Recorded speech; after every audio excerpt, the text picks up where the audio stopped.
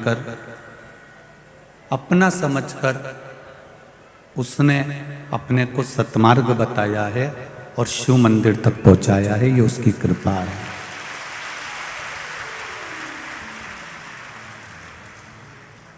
यदि उसकी करुणा ना होती, कृपा ना होती, दया ना होती, तो हम किसी एक स्थान तक पहुंच भी नहीं पाते।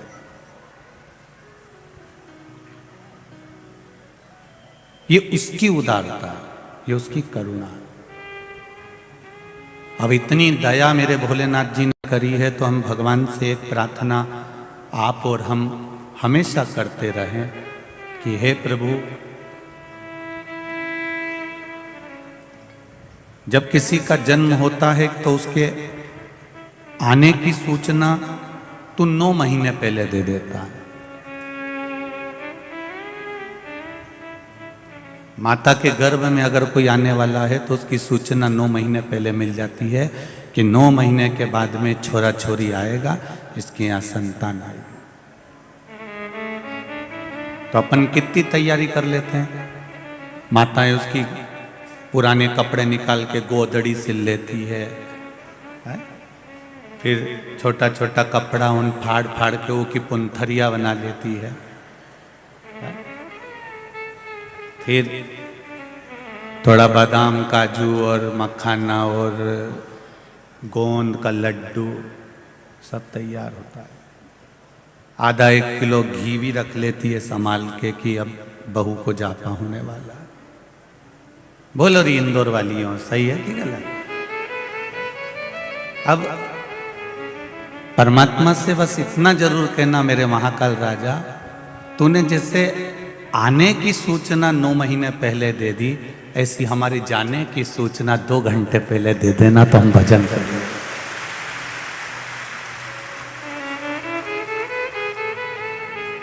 तू आने की सूचना 9 महीने पहले देता है, पर जाने की सूचना 1 क्षण भी नहीं देता। तो उससे लड़ाई इसी बात की है। अगर तू जाने की भी सूचना हमको दे देना कि हाँ तू 2 घंटे बाद मरेगा, या 4 घंटे बाद मरेगा, या 7 घंटे बाद। राजा परीक्षित को मालूम पड़ गया था कि 7वें दिन मरेगा।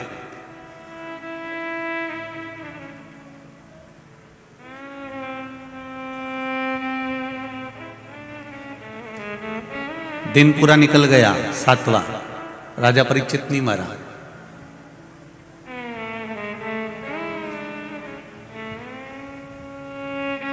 बेटे ने कांच के महल में, जन्मेजय ने अपने पिता को कांच के महल में रख दिया, पर अंदर एक मक्खी भी, चींटी भी नहीं जा सकती थी। तब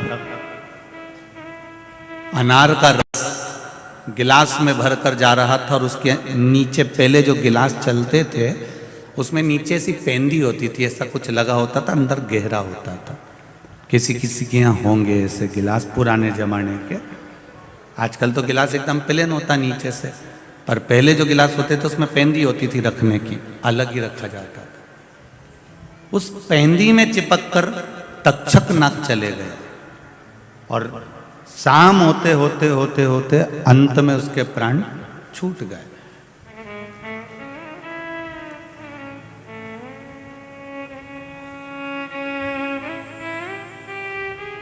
परीक्षित के मन में एक प्रश्न खड़ा हो गया। मरते समय, मृत्यु की सैया पर मरते समय परीक्षित ने तक्षक नाग से 3 प्रश्न करे थे। ये श्रीमद् भागवत कहती है। और यदि आप इसको पढ़ना चाहें तो श्रीमद् वल्लभाचार्य द्वारा रचित सुबोधनी श्रीमद् भागवत को इंदौर हवेली जी से आप खरीद लेना, और गोवर्धन नाथ मंदिर की हवेली जी से उस किताब को सुबोधनी श्रीमद् भागवत को पढ़ना, उसमें मिल जाएगा। 3 प्रश्न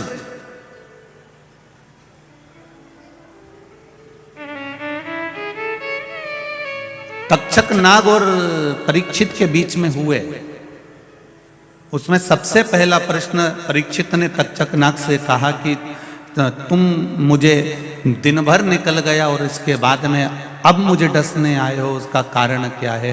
तो तक्षक नाग ने कहा, ये संपूर्ण बनाने वाला काल, घड़ी, पल, नक्षत्र, समय सब कुछ मेरे महादेव ने बनाया है, इसलिए उसका नाम महाकाल है, इसलिए उसको लोग महाकाल कहते हैं। काल उसने बनाया, नक्षत्र उसने बनाया, पल उसने बनाया, घड़ी उसने बनाई, तिथि उसने बनाई, वार उसने बनाया, दिन उसने बनाया, सब कुछ उसका बनाया हुआ है। तुझे श्राप मिला था कि 7वें दिन तू मरेगा, अगर मैं 7वां दिन लगते से ही तेरे पास आ जाता और तुझे मार देता तो उसमें श्रेष्ठता नहीं होती। फिर तो तू मेरा इंतजार करता कि तक्षक नाग आएगा और मुझे डसेगा। जब आस खत्म हो गई, शाम हो गई, अब तेरा मरने का चांस खत्म हो गया, तेरी बुद्धि में ये आ गया कि अब मैं मरने वाला नहीं हूं, तब मौत का समय लिखा गया। आप देखना, एक बार मरने वाला व्यक्ति जो हॉस्पिटल में पड़ा होगा, मरने वाला व्यक्ति एक बार अच्छा हो जाता है, अच्छा होगा एक बार, उसके बाद मरेगा।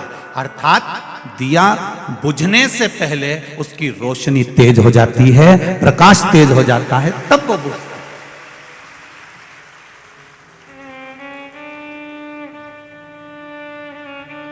दिया बुझने से पहले उसका प्रकाश, उसकी रोशनी तेज हो जाएगी, बत्ती पूरी जल जाएगी, बहुत तेज हो जाएगा प्रकाश, तब वो बुझेगा, तब वो शांत होगा। उसी तरह जो मरने वाला होता है, एकदम पहले खिलखिला देने, बढ़िया हॉस्पिटल में पड़ा था, इतने दिन से सड़ रहा था, तकलीफ भोग रहा था, पड़ा हुआ था, और धीरे धीरे धीरे धीरे वो ठीक हो गया। ठीक हुआ, तुम्हें लगा कि अब पूरी तरह से ठीक हो गया, मालूम पड़े कोई एक आध इन्फेक्शन ऐसा फैल गया, प्राण छूट गए। अब हम लोग क्या करते हैं, डॉक्टर को दोष देते हैं, क्यों डॉक्टर साहब आपने तो कहा था अच्छे हो गए, फिर ये मर कैसे गए। इसमें डॉक्टर का दोष नहीं है। दुनिया का ऐसा कोई डॉक्टर नहीं है जो मरीज को बचाना नहीं चाहता हो। डॉक्टर भी अपने घर से चलता है तो भगवान को हाथ जोड़कर चलता है कि सबको स्वस्थ रखना मेरे मालिक, वो भी हाथ जोड़कर जाता है।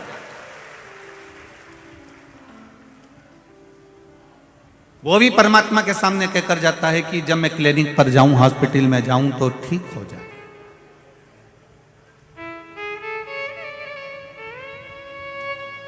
जितने पुलिसकर्मी थाने में जाते हैं, कोतवाली में जाते हैं, ऑफिस में जाते हैं, ये भी भगवान के आगे हाथ जोड़कर जाते हैं, प्रभु ऐसी कृपा करना, हमारे क्षेत्र को आप सुरक्षित रखना, कोई उपद्रव मत करना, आनंद में रखना, कभी बुरा नहीं चाहिए।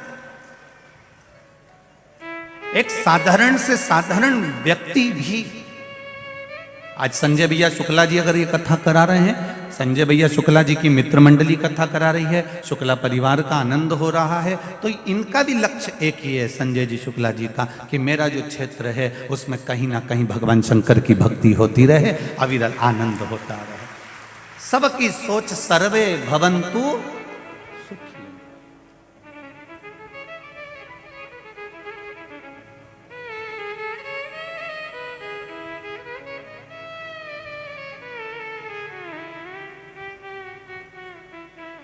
भगवान से प्रार्थना करते रहना कि तूने आने की सूचना 9 महीने पहले दी है, तो जाने की सूचना भी 9 मिनट पहले दे देना, 9 घंटे पहले दे देना, 9 मिनट पहले दे देना, 9 सेकंड पहले दे देना। अगर तू मेरी जाने की सूचना दे देगा तो इतना विश्वास है कि मैं भी भगवान की भक्ति में डूब जाऊंगी, राम नाम लेकर तेरे धाम चली जाऊंगी। आने की सूचना तो वो देगा, उसकी जवाबदारी है कि मैं आ रहा हूं, भेज रहा हूं, सूचना पे सूचना दी उसने। पर जाने की सूचना ना तो आपको मिलने वाली है, ना सीहोर वाले महाराज को मिलने वाली है, ये सूचना नहीं मिलती। हाँ, कहीं का और पहुंचा हुआ हो तो उसको जरूर मिल सकती है कि वो बता सकते हो कि आप और हम कब जाएंगे, तो ये बात दूसरी। कहीं का विद्वान हो बहुत प्रबल, पर मेरे महाकाल से ज्यादा, उस महाकाल से बढ़कर दुनिया में कोई कालाधिपति पैदा ही नहीं हुआ, ये मेरा विश्वास कहता है। जो भाग्य में रच दिया है उस भाग्य को कोई पलट नहीं सका। माता जानकी जी और राम जी के विवाह की आज वर्षगांठ है, आप सबको बधाई हो, बहुत बहुत।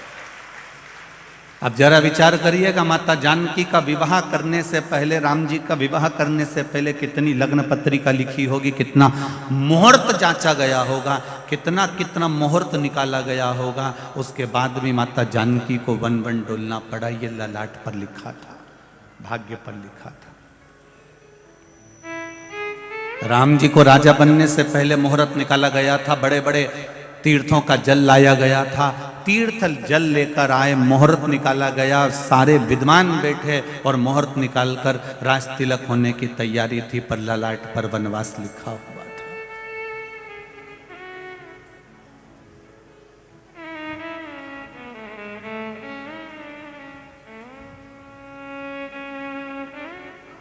भगवान कृष्ण स्वयं नारायण पृथ्वी पर जन्म ले रहे हैं, पर उनको रहने के लिए कारागार, कोठरी मिली थी। जरा विचार करिए।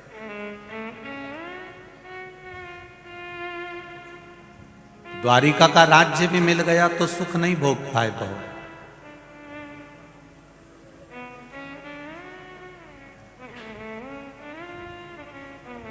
महाराज, ये मनुष्य जन्म, मरण और परण, जन्म भी मेरे परमात्मा के हाथ में है, मृत्यु मेरे परमात्मा के हाथ में है, और मंगल विवाह ये भी परमात्मा के हाथ में है। किसका कब होना है उसने लिख कर दे दिया, बस उसी घड़ी, उसी पल, उसी नक्षत्र में, उसी समय होगा, चाहे आप 7 ताले में बंद क्यों ना कर दिए।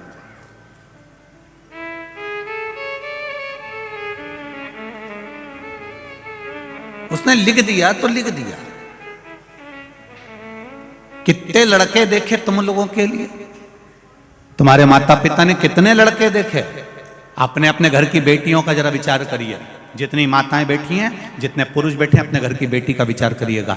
कितने लड़कों की खबर आई और तुम्हारे लड़कों के लिए कितनी लड़की की खबर आई।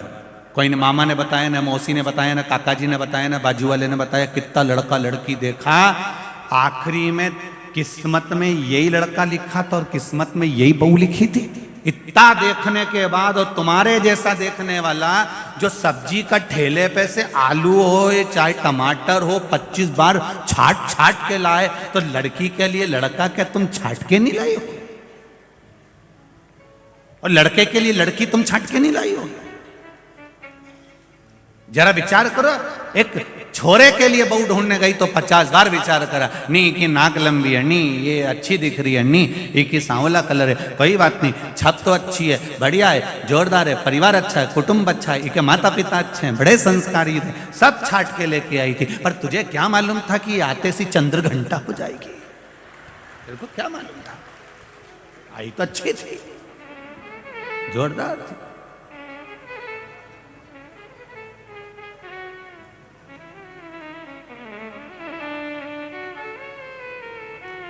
अब सास को लग रहा है बहू बुरी है, बहू को लग रहा है सास बुरी है, बुरा कोई नहीं होता। जिंदगी में याद रखना, सास कभी बुरी नहीं होती। अगर बुरी होती तो अपनी रकम तोड़वा के तेरे को सोने की रकम नहीं दे देती। और एक बात मेरी माताओं से निवेदन है, बहू कभी बुरी नहीं होती। अगर बहू बुरी होती तो अपने पिता का राजसी ठाट छोड़कर तेरे घर में नहीं आती। ना सास बुरी है, ना बहू बुरी है, बस जो समय का चक्र चल रहा है, ये थोड़ा सा चक्र जो चल रहा है, ये बुरा है। अब शादी के 2-4 साल इस चक्र में फंसे हुए हो, एडजस्ट करने में थोड़ा सा समय लगेगा, थोड़ा। इसलिए हमारे यहाँ अदालत में जब केस पहुंचता है तलाक का, तो एक अदालत अलग से बैठती है केवल समझाने के लिए कि ये समय का चक्र बेकार चल रहा है, इस चक्र को थोड़ा निकल जाने दो, थोड़ा बेकार समय निकल जाने दो। अगर ये बेकार समय निकल गया तो ये निश्चित है तू उसी घर में राज्य करेगी, तू आनंद में रह सकती है। पर वो समय कोई नहीं निकालना चाहता। गुस्सा आया, थोड़ा समय निकाल दो। क्रोध आया, थोड़ा समय निकाल दो। अगर मन में व्यभिचार आया, थोड़ा सा समय निकाल दो। किसी की निंदा करने का समय आया तो निंदा का समय निकाल दो। आप ये समय थोड़ा सा छोड़ दो। किसी के लिए अपशब्द बोलने का समय आ रहा है, किसी की चुगली करने का समय आ रहा है, किसी को आड़ा टेढ़ा बोलने का मन कर रहा है, ये समय निकाल दो। ये समय तुमको कहीं ना कहीं बर्बाद कर कर छोड़ देगा। इस समय को अगर तुमने निकाल दिया तो बाकी का समय तुम्हारे हाथ में होगा और तुम्हारी जिंदगी प्रबल होगी। ये थोड़ा सा समय निकालना पड़ेगा।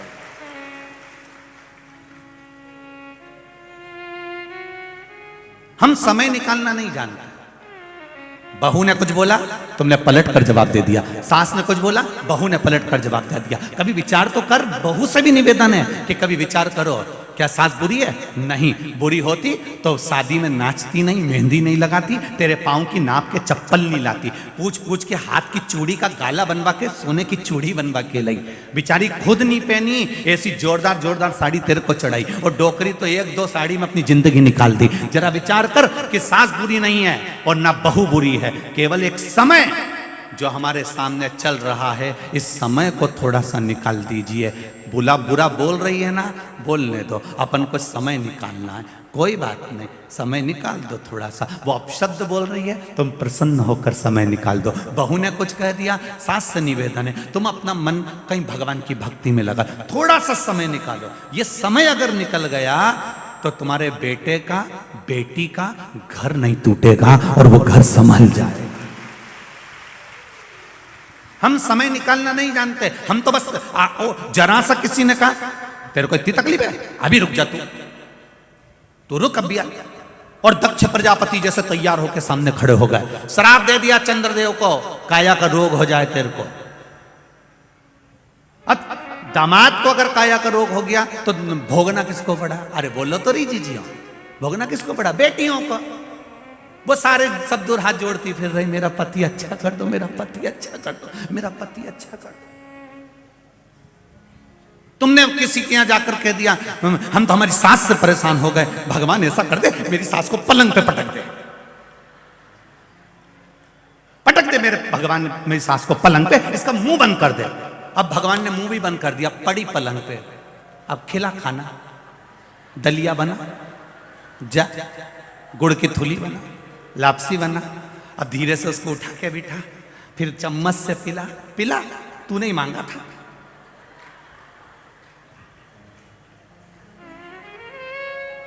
बल्कि भगवान से कहो, भगवान मेरी सास की इतनी लंबी उम्र करना, भगवान मेरी बहू को इतना खुश रखना, इतनी उम्र देना कि हमारी भी उम्र लग जाए। क्यों? अगर सास घर में रहेगी तो मैं कथा सुनने चली जाऊंगी, ताला लगाने की जरूरत नहीं पड़ेगी।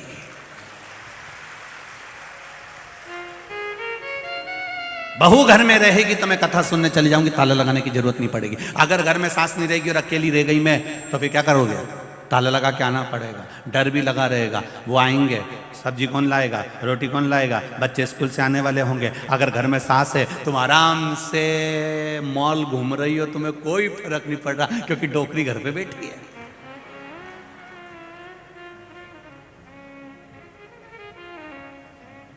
और डोकरी अगर मंदिर में बैठी है तो बहू घर पे बैठी है। सुख तो सोचो कितना सुख है हमारे जीवन में, और हम जरा सी बात में बस